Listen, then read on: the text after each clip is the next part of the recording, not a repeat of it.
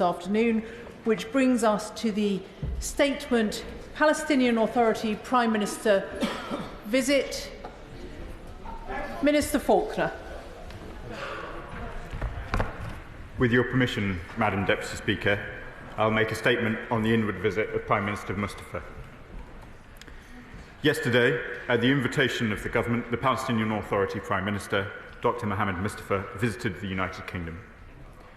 He was accompanied by the Minister of State for Foreign Affairs, Varsen Arbekian, and the Minister of Health, Dr. Maged Abu Ramadan. The Prime Minister and Foreign Secretary both held meetings with Prime Minister Mustafa yesterday, and I was delighted to meet with him again this morning. This visit reflects the UK's steadfast support for the Palestinian Authority and the Palestinian people at this critical juncture in the occupied Palestinian territories.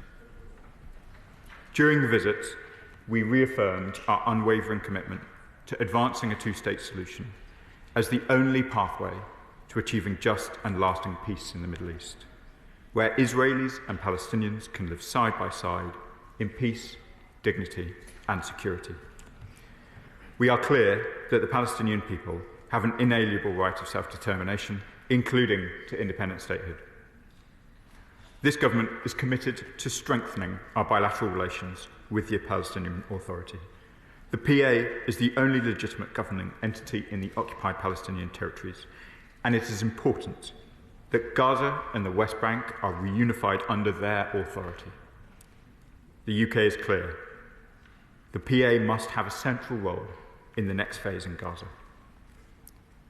There can be no role for Hamas in the future of Gaza. We have been clear. Hamas must immediately release the hostages and relinquish control of Gaza. Israelis must be able to live in security next to their Palestinian neighbours, and the 7th of October must never be repeated. The Foreign Secretary and Prime Minister Mustafa signed a landmark Memorandum of Understanding to enhance the bilateral partnership between our two governments. The Memorandum of Understanding established a new framework to guide and enhance the strategic partnership and high-level dialogue across areas of mutual interest and benefit, including economic development and institutional reform. As part of our meetings with Prime Minister Mustafa, we discussed the gravity of the situation in Gaza, the West Bank and East Jerusalem. We condemned the appalling suffering of civilians in Gaza and agreed on the urgent need for a return to a ceasefire in Gaza with the release of hostages and the unblocking of aid. Aid workers need protection. Only diplomacy, not more bloodshed, will achieve long-term peace. We also shared our alarm at the heightened tension in the West Bank. We reiterated our clear condemnation of Israeli settlements, which are illegal under international law and harm the prospect of a future Palestinian state. We called for an end to settlement expansion and settler violence. We are also clear that Israel must release frozen Palestinian Authority funds. Prime Minister Mustafa outlined the essential reforms that the Palestinian Authority are currently undertaking. We fully support the implementation of these much-needed reforms, including through the provision of technical assistance. These reforms will strengthen financial sustainability and economic development. They should enhance the transparency and efficiency of governance and service delivery and promote peaceful coexistence with neighbouring countries. As part of our MOU, the Palestinian Authority underlined its commitment to delivering its reform agenda in full as a matter of priority. As part of the visit, we also announced a £101 million package of support for the occupied Palestinian territories. This will be directed at humanitarian relief, support for Palestinian economic development, and strengthening Palestinian Authority governance and reform. As the Foreign Secretary has made clear, we will not give up on the two-state solution, with a Palestinian state and Israel living side by side in peace, dignity and security. The visit is a significant step in strengthening our relationship with the Palestinian Authority, a key partner for peace in the Middle East, at this most critical moment. I commend the statement to the House. Foreign Secretary Priti Patel. Thank you, Madam Deputy Speaker, and I'm grateful to the Minister for advance sight of his statement. However, the Government's MOU fails to stand up to credible scrutiny as it fails to outline in any way how it will help to achieve a meaningful end to the conflict. The MOU says that the PA is the only legitimate governing entity across the West Bank, East Jerusalem and Gaza, and that the UK Government wants to see the PA run in all three. There clearly cannot be any future for Hamas. We completely agree with that. But how will the Minister and the Government bring this about to a clear end without a strategy for the removal of the terrorist Hamas regime in Gaza? I've asked this question many times in this dispatch box, but the Government simply has no answers. There is also a commitment that the Palestinian Authority will hold presidential and parliamentary elections, in quote, in the shortest feasible time frame. What is that time frame? Who is dictating that timetable? What mechanisms are being put in place for elections? And has this been supported by Arab partners and neighbours who are signatories to the Cairo plan to rebuild Gaza? Does he believe that the Palestinian Authority in its current form is capable of holding free and fair elections? And if not, is it the Government's intention to provide election assistance? And how would the Government rule out Hamas being able to run in those elections as well? There is also nothing explicit in the MOU about a forward plan to ensure terrorist infrastructure in Gaza is dismantled once and for all, which is inexplicable.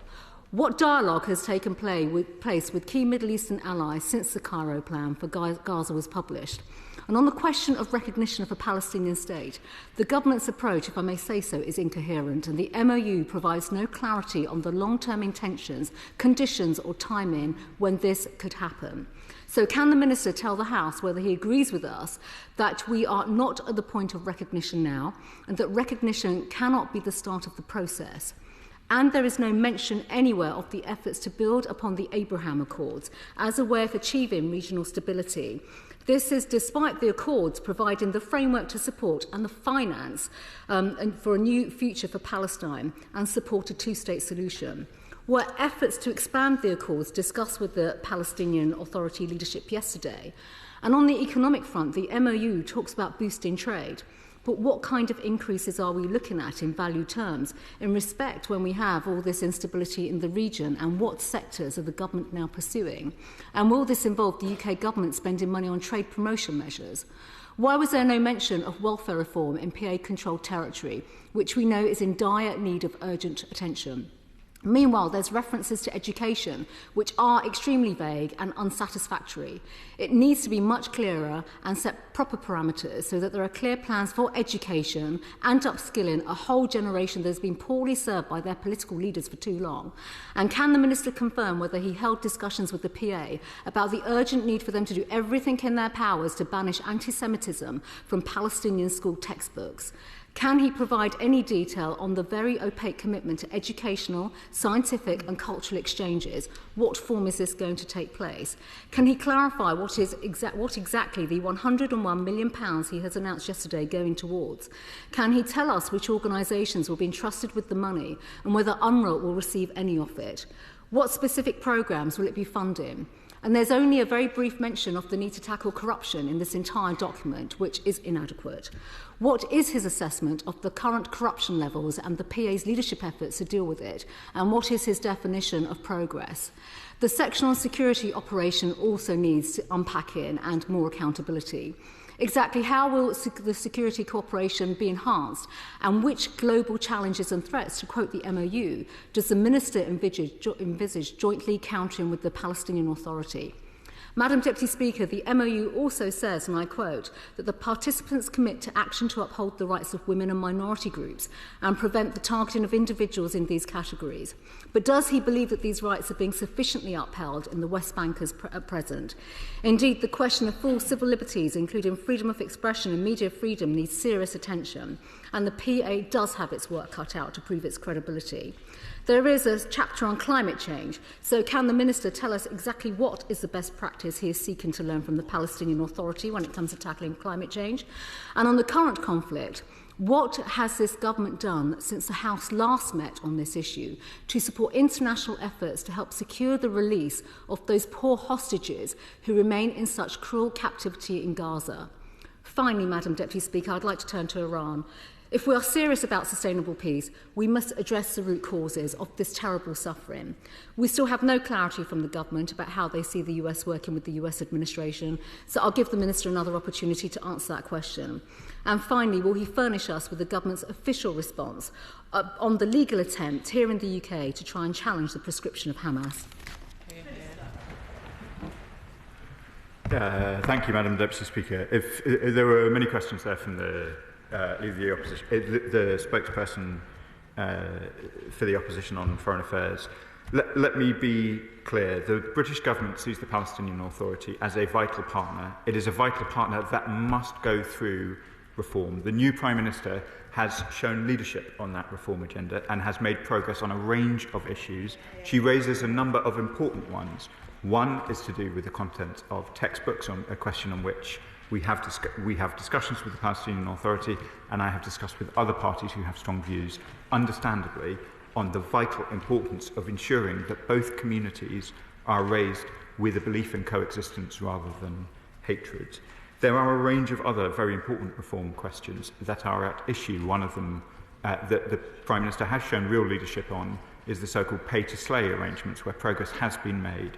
And we must encourage the Palestinian Authority in those reform efforts. And the Memorandum of Understanding is intended to provide a framework to upgrade that cooperation, because the Palestinian Authority is the vital partner for peace.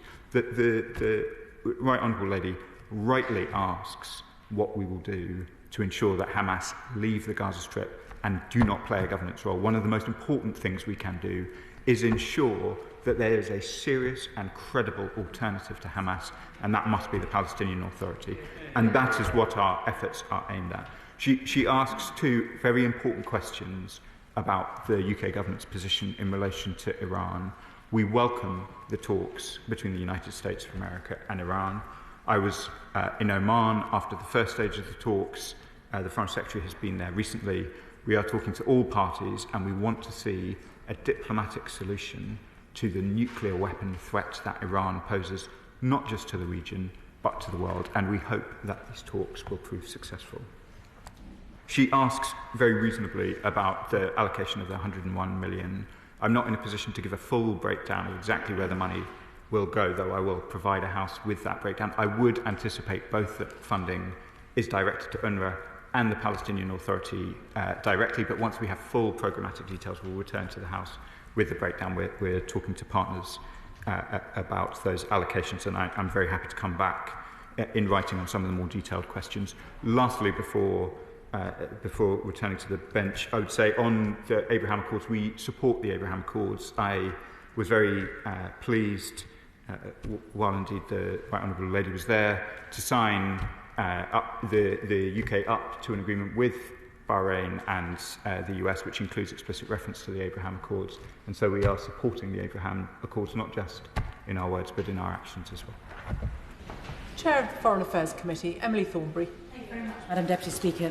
At the meeting last night between the Foreign Affairs Select Committee and the Palestinian Prime Minister and his delegation, it was quite clear that they were very encouraged by the discussions that they'd had with the Prime Minister and with the Foreign Secretary, and rightly so. Because the Memorandum of Understanding shows serious thinking about the long-term future of Israel and Palestine and leadership towards peace. Does my honourable friend, though, agree that now is the time to take the next serious step, which is to finally recognise Palestine? Yeah. Finally recognise the state of Palestine, and perhaps the best time to do that might be alongside the French in New York in June. Absolutely. I thank my right honourable friend for the question and her courteous treatment of the Palestinian Prime Minister last night. The question of recognition is obviously one that is raised repeatedly in this House. Our position remains the same. We do wish to recognise a Palestinian state. We wish to do so as a contribution to a two-state solution, and we will make the judgment about when the best moment is to try and make the fullest possible contribution. Because, as I said to the Palestinian Prime Minister this morning, our responsibility is for the reality of the situation on the ground, the practical viability of a Palestinian state. Of course, there are other states that have taken a different position from the UK government and chosen to recognise a Palestinian state. That has not called it into existence, Madam Deputy Speaker. Our job in the British government is to make a practical contribution to a two-state solution, and that is how we intend to approach this issue. Liberal Democrat spokesperson Monica Harding. Thank you, Madam Deputy Speaker. I was glad to see the Prime Minister and the Foreign Secretary meet with the Palestinian Authority Prime Minister Mustafa and reaffirm this country's support for a two-state solution. A Palestinian state as part of a wider two-state solution remains the only path to long-term peace and security for both Israelis and Palestinians. The Liberal Democrats have called for the immediate recognition of the State of Palestine. I ask the Minister this question most weeks, and I will ask it again, and I hope the position will change one week. Following yesterday's meeting, will the government now take this vital step, and will it commit to working with international partners like France on issuing a joint recognition? Now is the time for a restoration of the ceasefire, the release of the hostages, and a return to the political process. This government has pledged a £101 million package of support for the OPTs, including for humanitarian relief. This is welcome. Yet, for more than 50 days, Israel has blocked aid from entering Gaza and has shuttered border crossing points. As a result, the food stocks of the UN's World Food Programme, which previously reached half of Gaza's population, have entirely run out. The risk of starvation, disease and death is very real, even as 116,000 tonnes of food aid languish at border checkpoints. In a joint statement with French and German counterparts, the Foreign Secretary called this intolerable, and rightly so. But what is the government doing to end the blockade and to ensure aid can flow into Gaza? The International Court of Justice has opened hearings on Israel's responsibility to facilitate humanitarian relief in Gaza. Will the government commit to abiding by the court's judgment? 2 weeks ago, the government said that it continues to consider the ICJ's opinion on the OPTs. Can the Minister update the House on when we can finally expect the government's response? The government has also reaffirmed its condemnation of violent West Bank settler activity. But what concrete steps are being taken to pressure Israel to act on illegal settlements? And finally, will the government now consider sanctions on those Israeli ministers like Smotrich and Ben-Gvir who encourage settler violence? Thank you, Madam Deputy Speaker. I've set out the position on recognition in my previous answer, and I'm afraid to test the Honourable Lady's patience, but on sanctions I will also set out the position which is very familiar, which is we don't comment on sanctions in advance of doing so, as to do so might impact their effectiveness. I can confirm we have raised these issues, including the blockade of aid, which, as the Honourable Lady has identified, we issued a statement with our European partners last week, and the Foreign Secretary has raised this with his counterpart on the 15th of April. Alex Ballinger. Can I welcome the work that Special Envoy Sir Michael Barber will be doing in the Palestinian Authority. When I was working in Pakistan as a diplomat, I saw the excellent work they were doing in building the public sector. But does he agree with me, does the Minister agree with me, that that work will be futile if Israel continues to undermine the PA by taking steps towards the annexation of the West Bank? And what steps is the government taking to ensure that this does not happen? Madam Deputy Speaker, I join with my honourable friend. We were both in Pakistan at a similar time and both saw Sir Michael Barber's excellent work in Pakistan on girls' education, and I welcome his vital role in relation to the Palestinian Authority. And I have been clear, as has the Foreign Secretary, about our position on settlements. They are illegal under international law, and we oppose completely any annexation of the West Bank. Dr. Andrew Murrison. Speaker, the Foreign Secretary in his statement yesterday rightly said that Hamas has no future in any of the possible ways forward for Palestine and for Gaza. That's a statement of the obvious. But what is the government strategy for Palestine, and in particular, since he avoided the point made by my right honourable friend, what discussion has he had with the Americans since it seems to me that the Trump plan for Gaza in particular is very different from any conceivable plan that the UK government might have. So the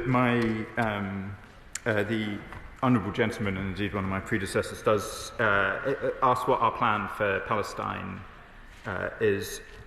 Our support to the Palestinian Authority is an important element of our work in Israel and the occupied Palestinian territories. They must be at the centre of the efforts to ensure that there can be a future for both Palestine and Israel, which involves two safe and secure states side by side. We, of course, speak regularly to our US counterparts on across the whole range of issues in my area. In many areas, we may diverge, but we continue to have a very close relationship and discuss these matters closely. Kumaran. Thank you, Madam Deputy Speaker. As the Chair of the Foreign Affairs Committee has mentioned, the Foreign Affairs Committee members met with the Palestinian Authority Prime Minister yesterday. He was steadfast in his comments to us on his advocacy for peace for both people in Gaza, in the West Bank, in the occupied territories, and in Israel. Those of us on this side of the House stood on a manifesto that stated Palestinian statehood is the inalienable right of the Palestinian people and is not in the gift of any neighbour. It's also essential to the long-term security of Israel. The Minister's been asked this question before, but the time to recognise the state of Palestine is long overdue. It is now. When will the UK finally recognise the state of Palestine? My honourable friend is committed to these issues. I know she's travelled to the region recently and has a long history of advocacy, as so many in this House do. As I said in my previous answer, the role of the British government must be to try and practically bring about the safety and security that two states can provide, and we will consider recognition in that context. Edward Morello. Thank you, Madam Deputy Speaker. As has already been mentioned by my colleagues on the Foreign Affairs Committee yesterday, we met with the Prime Minister of the Palestinian Authority. He outlined to us their plans for the running of Gaza once the conflict is over. However, the Palestinian Authority is also in desperate need of long overdue reform. Hamas's rule of Gaza has been an absolute disaster for the Gazan people, but the future of Gaza cannot be for the Palestinian Authority to run Gaza in the same fashion with which they have been running the West Bank. So my question to the Minister is, what guarantees does the government have that the authority is going to undertake those reforms to its governance, to the corruption issues, to the rule of law that is desperately needed so that the people of Gaza have a better future? Madam Deputy Speaker, a central element of our discussions with the Palestinian Prime Minister are about that reform agenda. And I would say the Palestinian Prime Minister is relatively new in his position, and as I said to the Right Honourable Lady, he has made some important commitments and important practical changes, and we must support the Palestinian Authority to reform in order to best serve the Palestinian people. Phil Brickell. Deputy Speaker, may I put on the record my thanks to the Minister for his statement today and commend him and the Foreign Secretary for securing this landmark Memorandum of Understanding with the Palestinian Government.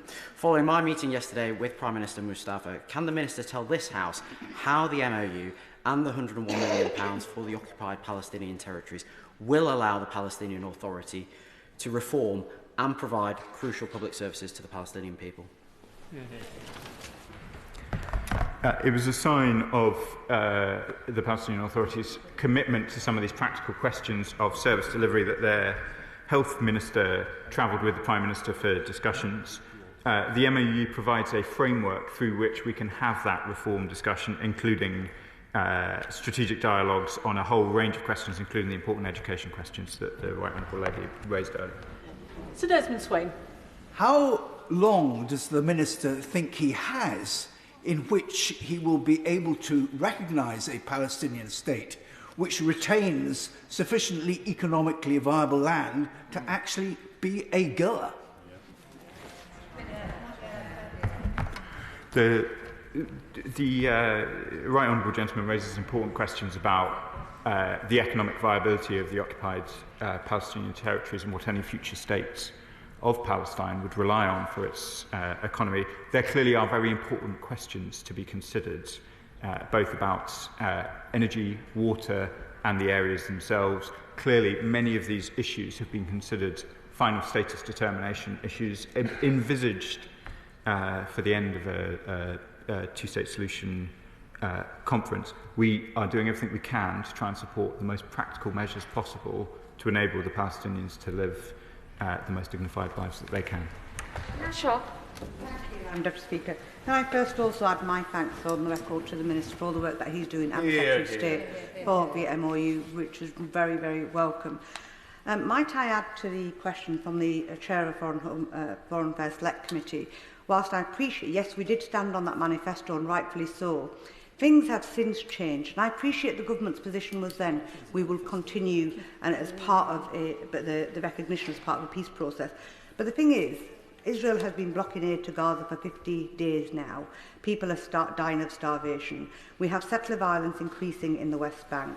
We have now an MOU. Isn't this the right time to review, or at least can the Minister commit to going away and reviewing that decision to actually give the Palestinians the state recognition that they are way overdue? My honourable friend is very committed to these issues and raises them with me here and elsewhere, and I won't restate the position, but I will once again confirm from this dispatch box our commitment to our manifesto and that we consider this an inalienable right of the Palestinian people, but that we must do it as part of practical steps to bring the violence to an end and bring a more peaceful solution to the region. Thank you, Speaker. I refer the House to my register of interest.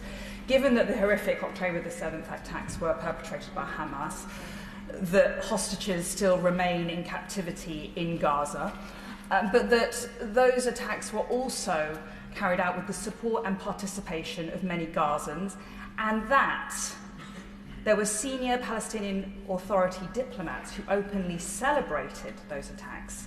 Doesn't the Minister think that unilaterally recognising Palestinian statehood at this moment would constitute a reward for terrorism rather than the fruit of peaceful negotiation? Madam Deputy Speaker, the Right Honourable Lady refers to the conditions of the hostages, and last night, along with my honourable friend, the member for the Wirral, we attended a presentation by Eli Sharabi, who has British family members, was taken by Hamas on October the 7th and held in the most unimaginably cruel conditions. He was released. He was released only to discover that the British passports that were held by his family as a source of protection were not enough to save his family, not enough to prevent the killing of his brother 300 metres from him in a tunnel. This whole House remains focused on those hostages, those of whom are in phase 2, remain in unknown conditions, probably deep underground. Anyone who had anything to do with that can have no role in the future of Gaza. It is in part out of our determination that Hamas must leave the Strip that our support for the Palestinian Authority is so important.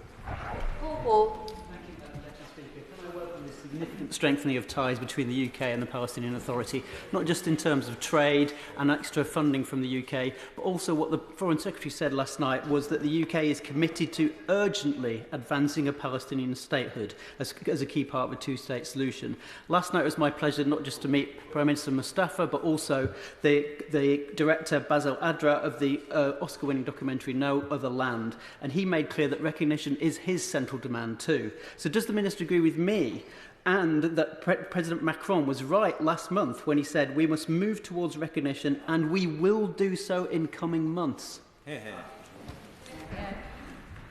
I welcome my honourable friend's engagement and commitment to these issues. I won't rehearse the position that I have set out already on recognition.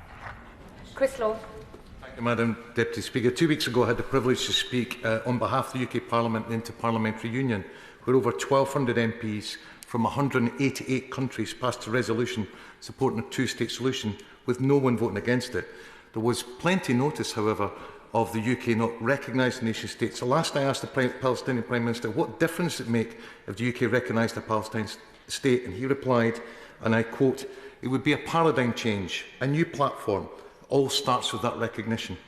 So given the crucial meetings between UK Prime Minister and the Palestinian Prime Minister as equals, what impediment stands in the way now of recognising Palestine as a nation-state? What practical impediment? Because I hear repeatedly that we're looking for a practical solution. So could you please explain to this House? Thank you.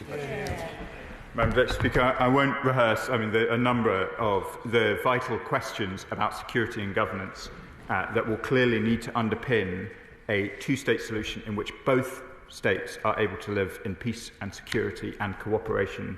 I won't rehearse them now for time, but these final status determinations have long been vexed. And while we are committed to the inalienable rights of the Palestinians to a state as part of a two-state solution, let us not pretend that there are not vexed issues at the centre of what a Palestinian state would look like. And that is one of the reasons why so much diplomacy has been focused on these issues over the years. Ahmed. Thank you, Madam Deputy Speaker. Can I warmly welcome my honourable friend's statement and also thank him for bringing an extensive range of expertise to his role. I wonder if my honourable friend would agree with me that it is only right for a British Government Minister to ask searching questions both of the PA and of the Israeli Government. And in doing so, will he reassure me that he will continue to ask questions surrounding the accountability of humanitarian workers that are killed trying to perform their duties? Thank you, Madam Deputy Speaker, and I thank my honourable friend for his kind words and his dedication to these issues. Clearly, there has been an absolutely tragic loss of life amongst aid workers who are delivering vital services in Gaza. We all remember in this House that a year ago a tragic incident killed 7 aid workers from the World Central Kitchen. That included James Henderson, John Chapman and James Kirby, 3 British nationals who remain in our thoughts. It has been more than a year and we expect an update on the investigation of the Israeli Military Advocate General. We want to see full justice and accountability for British nationals affected by violence. That includes in relation to the strike in March on a UN building in which a British national was seriously injured. Over the course of this devastating conflict, more than 400 aid workers have been killed. Our demands are driven by nothing other than a desire to protect the lives of humanitarian workers and demand accountability for those who are killed. Alistair Carmichael. Madam Deputy Speaker, if our Prime Minister can meet the Prime Minister of the Palestinian Authority, if the United Kingdom Government can enter into a memorandum of understanding with the Government of the Palestinian Authority, then as a matter of logic, what barriers can there remain to the United Kingdom recognising the State of Palestine? I thank the honourable member for his question. I would gently suggest that the logic doesn't wholly follow. There are complex final status determination issues that would underpin no two-state solution is going to be straightforward without significant negotiation, diplomacy and agreement on both sides. So recognition remains, as I've set out previously, but let us not pretend that it's a straightforward decision without complexity. Imran Hussain. In his remarks yesterday, the Palestinian Prime Minister quite rightly reminded MPs of the UK's historic, moral and legal obligations to the Palestinian people. Madam Deputy Speaker, the importance of our actions to uphold international law today cannot be underestimated, which is why I must ask the Minister, why is the UK still reluctant to sanction Israel for its war crimes against the Palestinians? Why is the government deepening our trade ties with Israel as the ICJ warns countries not to assist or aid its illegal occupation? And I finally say to the Minister to listen to the growing calls in this chamber and announce when the government will finally recognise the state of Palestine. Well said. Madam Deputy Speaker, our position is clear on international humanitarian law, on the importance of accountability, and I won't press your patience by going through the recognition points again. Martin Witham. Thank you, Madam Deputy Speaker. In 2014, I was one of the 39 Conservatives who voted in this House for recognition of Palestine. Since then, governments have come and gone, and thousands of lives on both sides have been lost. The Minister said a few minutes ago that you couldn't go into the full details. I'm sure it'd be helpful to members across the House, if not today, in the very near future, he would come to the House and give a detailed analysis of what needs to change before recognition could take place. Madam Deputy Speaker, I'm confident when I say to the honourable gentleman, I will be back in this House to talk about the details of recognition soon. Priti. Thank you, Madam Deputy Speaker. As another member of this House who voted in 2014 to recognise the state of Palestine, a motion that this House passed, it is long overdue progress on this matter. So I hope the Minister's heard loud and clear the message from many of us that continuing to delay to do so is problematic. But can I ask him, because as I'm afraid our colleague from the New Forest, he might be surprised that I agree with him, there is a concern about what will be left of the state of Palestine. Despite the existence of theogenic technology, the Israeli forces are now burning to the ground the agricultural fields in northern Gaza in apparent pursuit of the tunnels that Hamas are using for their terrorist attacks. We know that nearly 4,000 children in Gaza have been diagnosed as suffering from acute malnutrition. We all desperately want to see aid resuming to Palestine because we know there is no future for any state if people are starving to death. So can the Minister update us on the practical details he discussed last night with the Palestinian Authority about how we are going to get food back into Gaza to get movement in this process?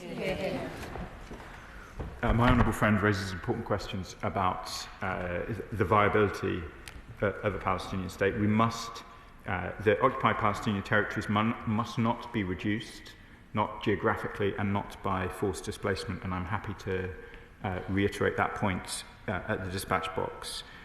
There clearly is an urgent crisis. The World Food Programme have said that they have now run out of food in the Gaza Strip, and the single most important measure that can be taken to address that crisis is an end to the blockade of aid into the Gaza Strip, and that is what we continue to call for. Jeremy Corbyn. Thank you, Madam Deputy Speaker. Can I invite the Minister to bring a greater sense of urgency to the situation? There are children starving to death in Gaza. There are children dying for lack of medicines. There is no water going in. There's hardly any power going in. The hospitals are not functioning. All a disaster made by deliberate action of the Israeli Defence Force. Yeah. What action is he taking to ensure the blockade ends and food, medicine and all the necessities of life go in? Those people that are dying of starvation can see food over the fence in Israel but being deliberately starved to death. As I said in my previous answer, we are clear the single most significant contribution to that problem is ending the blockade of Gaza, and we have been clear with the Israeli government at the highest levels, including on the 15th of April between the Foreign Secretary and his Israeli equivalent, that that blockade must be lifted. On the longer-term questions of health and some of the other basic social services, of course we discussed those issues with the Palestinian Authority and the relevant ministers over the last 2 days. But as the Right Honourable Gentleman says, this is very urgent. The World Food Programme have been clear, and that is why we made the statement that we did over the course of the weekend. Rachel Maskell. Thank you, Madam Deputy Speaker. It was sobering yesterday listening to Dr Mustafa, the Prime Minister of the Palestinian Authorities, not least as he stressed the leadership role which the UK government has, and stressing again the importance of the recognition of the state of Palestine. In bearing in mind that leadership role and 147 jurisdictions already recognising that state, can the Minister explain to the House today the reasons for the impediment of not making that recognition? It's really important that we hear that because we're here to hold the government to account. 147 states have recognised a Palestinian state, and yet no Palestinian state is fully functioning. That underlines the importance of taking the practical measures which are going to be absolutely vital, not only to support Palestinian life, but to ensure two states can coexist peacefully side by side. Many members have referred to some of the practical impediments, whether it is the removal of Hamas from the Gaza Strip, whether it is the economic challenges that face the Palestinian territories, both in the West Bank and in Gaza. And let me be clear, we continue to have an extremely violent conflict taking place. Without a ceasefire, it is hard to imagine the creation of a state. I am sure we will continue to discuss the merits of recognition in this chamber, but let us not pretend that there are not serious practical considerations before the practical establishment of a Palestinian state is possible. And the British government is focused on changing the actual facts on the ground, and that is the approach that we will take. Thank you, Madam Deputy Speaker. Other honourable and right honourable members have talked about what might be left in Palestine, but I want to ask about who might be left. 20% of the 55,000 pregnant women, that's 11,000 pregnant women, are currently so malnourished that their pregnancies are now high risk. Really, undermining the future of Palestine as a population. So what assurance can the Minister give us that this £101 million will be directed at those people who really need it? Madam Deputy Speaker, as I've said already, once we have fully allocated the funding, we'll return to the House to outline how it is being prioritised. Tulip Siddiq. Thank you, Madam Deputy Speaker. I was very pleased to see that the Foreign Secretary, along with France and Germany, strongly condemned the use of humanitarian aid as a political tool. And the Minister will know very well that the only way we're going to bring peace and stability to the region is working together with our network of allies. Bearing this in mind, could I ask him what conversations has he had with our European allies and our international allies about the Palestinian-led planning of recovery and reconstruction in Gaza as outlined in yesterday's excellent Memorandum of Understanding? My honourable friend asks important questions. Both the Foreign Secretary and I and the whole ministerial team are engaged with our international partners, both those in Europe, and we've made a number of statements with European partners, but also with the Qataris on Sunday when the Foreign Secretary travelled there, in Amman, where both the Foreign Secretary and I have travelled recently, and many other important partners in the region, including Egypt, Israel herself, and many in the region. Iqbal Mohammed. Thank you, Madam Deputy Speaker. We've heard members across the House asking about recognition. We've heard members across the House asking about sanctions. Yesterday, I joined a private briefing organised by the Palestinian NGO Network, Medical Aid for Palestine, Palestinians, Oxfam International, Save the Children, Norwegian Refugee Council, and the Association of International Development Agencies. The message I took away, and that's burnt into my brain, is they reported from the ground, as the Minister said, food, water, medicines, life essentials have all run out. Baby milk is not available, but the water needed to make the baby milk is also not available. So, if I can ask the Minister, would the UK government's response be the same as it has been for the Palestinian people, had these people who have been starved and denied water and medicines, God forbid, been in Ukraine and Russia was the perpetrator?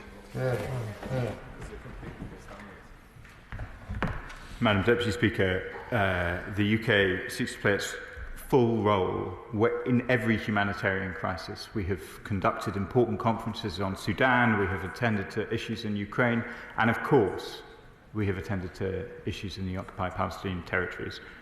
We act wherever we can to try and avert humanitarian suffering. Ali. Madam Deputy Speaker, I welcome the Minister's statement, in particular the announcement of £101 million for humanitarian aid. and the signing of the Memorandum of Understanding. In the closing remarks, the Minister referred to reconfirmed his commitment to a two-state solution.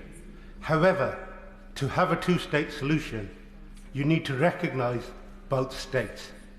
If the Minister is not able to provide a detailed response today, I'm happy to receive it in writing. What criteria is being used to assess when the time is right to recognise Palestine as a state? Well, I thank my honourable friend for his question. There is no end of detail to discuss in relation to recognition. I'm sure we'll return in this House to discuss it further. Of course, when we talk of a two-state solution, we envisage two recognised states living peacefully together, providing for their joint safety and security, and that is implicit in our long-standing support for a two-state solution. Lee Dillon. Deputy Speaker, the Minister in his statement said there can be no role for Hamas in the future of Gaza, which I support, but there can be no future for Gaza unless the killing and the destruction ends. Which is why in September last year it was welcomed that the government suspended 29 arms export licences following the concern that there was a risk they could be used to break international law by the Israelis in Gaza. However, a further 34 export licences to Israel were granted between September and December last year, more than were originally blocked. Can the Minister explain this decision and provide the latest number of arms licences to Israel that have been approved? We set out in September, Madam Deputy Speaker, the basis on which we chose to suspend arms licences, and that basis remains. It is not a full restriction on providing licences. Many licences are provided either for dual-use goods or goods that could not possibly be used in relation to the activities that have caused concern. So there are, for example, licences that would be issued for body armour being used by NGO workers in Gaza. There will be dual-use items. There will be items also for the legitimate defence of Israel, for example, components that could enable their missile defence system to defend them against Iranian drones. I don't have the number of the exact licences. It does tend to change relatively regularly, just given the nature of the flow between the two countries. Alex Sobel. Thank you, Madam Deputy Speaker. I'd also like to welcome the MOU and the level of funding that we are going to provide the Palestinian Authority. When I went to Jerusalem last year with other members, we talked to the NGO community, absolutely vital community, both Israel and Palestine, working for democracy and human rights. On the 5th of May, the Knesset is planning to vote on another law which will clamp down on the activities of NGOs working to help build a two-state solution, including an imposition of an 80% tax on nations from foreign state entities, including the United Kingdom, and banning access to courts for these NGOs. What discussions he had with counterparts in Israel to ensure that our state funding can go to work towards building that two-state solution with both Israeli and Palestinian NGOs? Minister. We support efforts by both Israeli and Palestinian civil society actors to try and build links across communities, and I know many in this House have engaged with organisations of that kind. We are aware of the draft legislation in the Knesset, and we're engaging with colleagues in Israel on these questions. Adnan Hussain. Thank you, Madam Deputy Speaker. Today, the International Court of Justice heard that Israel is committing genocide in Gaza under the world's watchful eye. We, all of us, are witness to the most horrific crimes against humanity being carried out in plain sight. And as the situation currently stands, 1 million children have been cut off from the basic necessities for their very survival for well over a month. They are at risk of starvation. Minister, I repeat those words. 1 million children are at the risk of starving to death. And I fear that once this is over and done with, once all is said and done, we will make mere symbols, memorials to mark the most horrific war crimes of our time. A tragedy the world currently has the power to stop, but is refusing.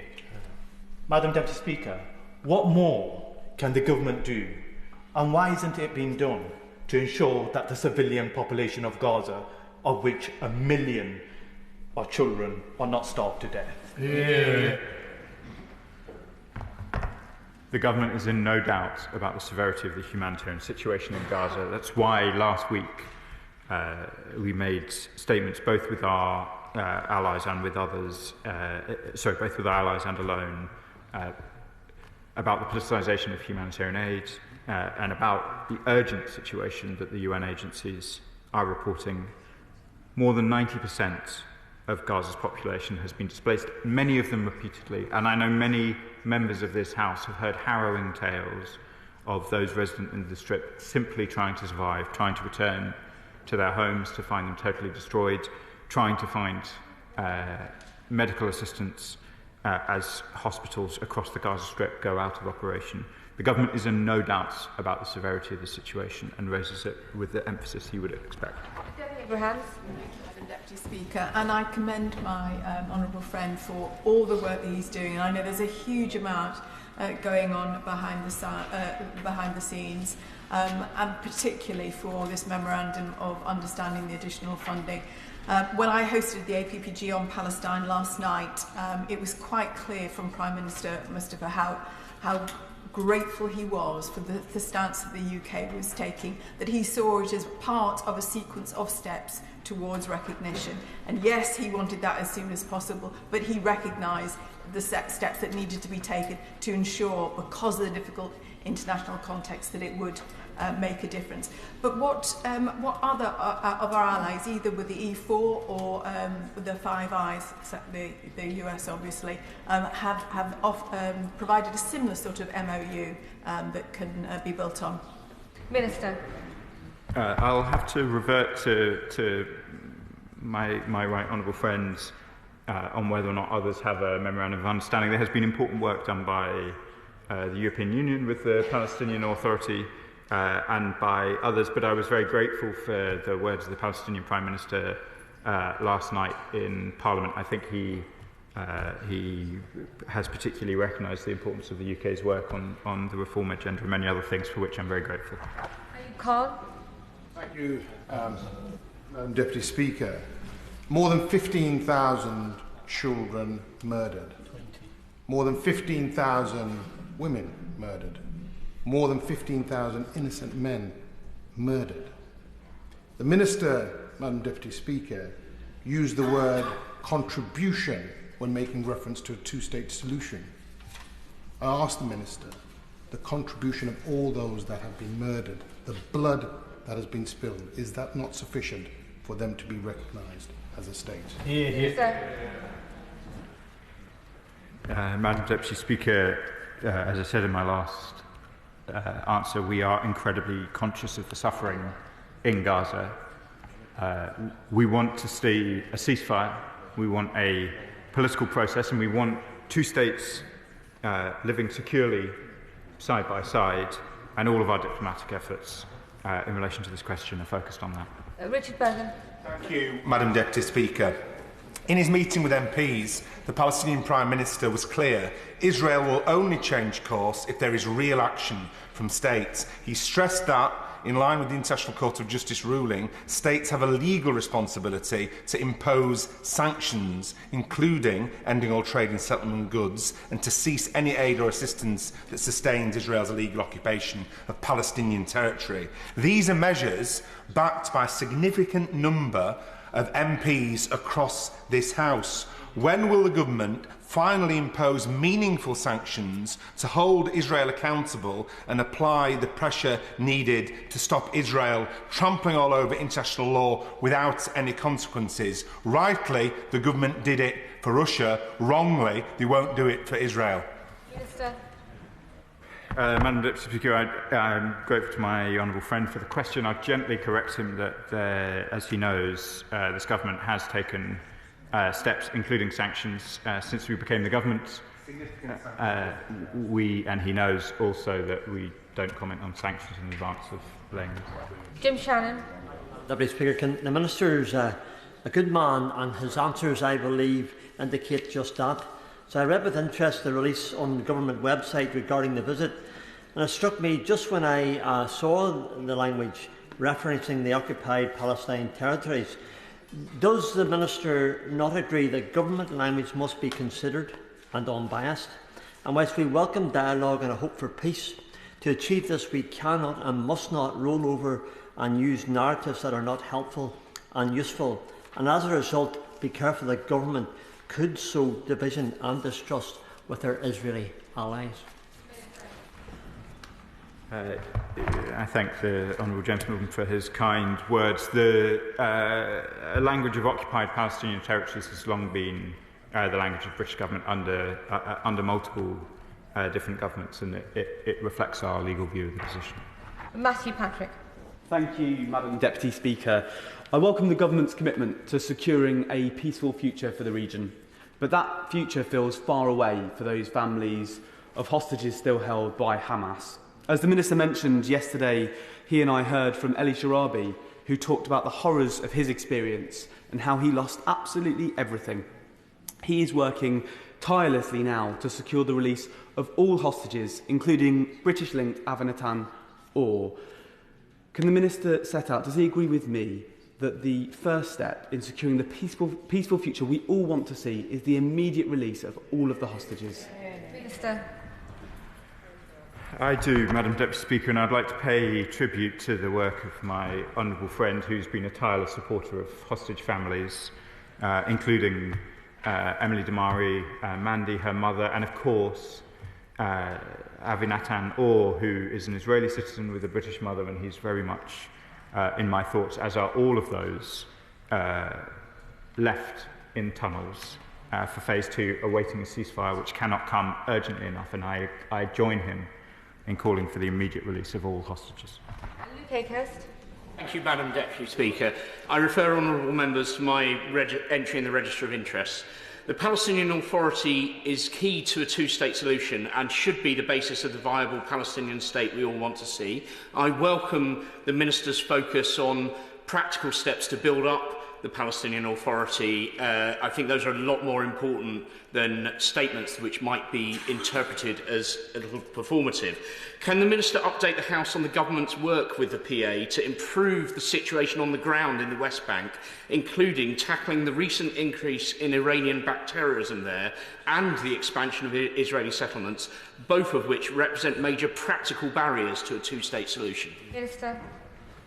My honourable friend raises important points. He has a long history of engagement on these issues.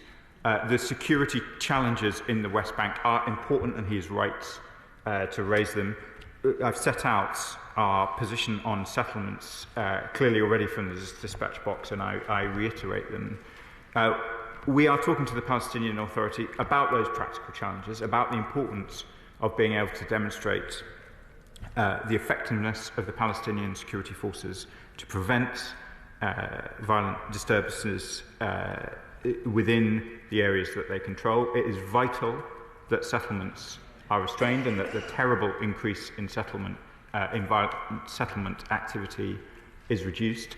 And it is vital too that Israel enables the Palestinian Authority to function effectively, including pay salaries, have electricity, and all of the other basic fundamentals that a nation state would require. Lord Kirksmith.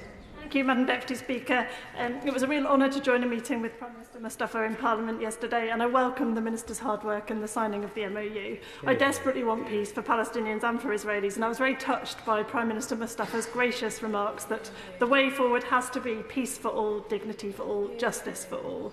Does the Minister agree that while we work through the short-term practical considerations of recognising the state of Palestine, we have to keep our eyes on that long-term prize of peace, dignity and justice, and that a state of Palestine is a vital part of that? Minister. My honourable friend is right. Those are the principles for long-term peace for both parties, and that is what we will need to work towards. Donald.